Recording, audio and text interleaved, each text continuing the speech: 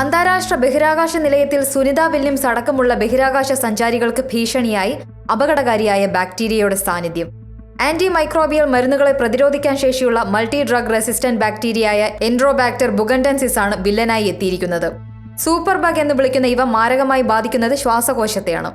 ഏറെക്കാലമായി സ്പേസ് സ്റ്റേഷനിലുണ്ടായിരുന്ന ഇവ അതിനുള്ളിലെ അടഞ്ഞ അന്തരീക്ഷത്തിൽ ജനിതക മാറ്റത്തിലൂടെ കൂടുതൽ ശക്തി ആർജിച്ചു എന്ന് നാസയുടെ ജെറ്റ് പ്രൊപ്പൽഷൻ ലബോറട്ടറിയിലെ ശാസ്ത്രജ്ഞനായ ഡോക്ടർ കസ്തൂരി വെങ്കടേശ്വരൻ നേതൃത്വം നൽകിയ പഠനത്തിൽ കണ്ടെത്തിയിരുന്നു. ഭൂമിയിൽ നിന്ന് ബഹിരാകാശ സഞ്ചാരികളിലൂടെയാണ് ഇവ നിലയത്തിലെത്തുന്നത്. സുനിത വില്യംസും ബാരി വിൽമോറും ജൂൺ 6-നാണ് പുതിയ ബോയിംഗ് സ്റ്റാർലൈനർ ബഹിരാകാശ പേടകത്തിൽ ബഹിരാകാശ നിലയത്തിലെത്തിയത്. ബാക്ടീരിയ കണ്ടെത്തിയതോടെ ഒരാഴ്ച നീണ്ട നിരീക്ഷണത്തിന് ശേഷമേ ഇരുവർക്കും ഭൂമിയിലേക്ക് മടങ്ങിയെത്താനാകൂ. 24 വർഷത്തോളം ബഹിരാകാശത്ത് കഴിഞ്ഞ ബാക്ടീരിയകൾ ഇതേ ഗണത്തിൽപ്പെടുന്ന ഭൂമിയിലുള്ള ബാക്ടീരിയകളെക്കാൾ ഏറെ അപകടകാരികളാണ്.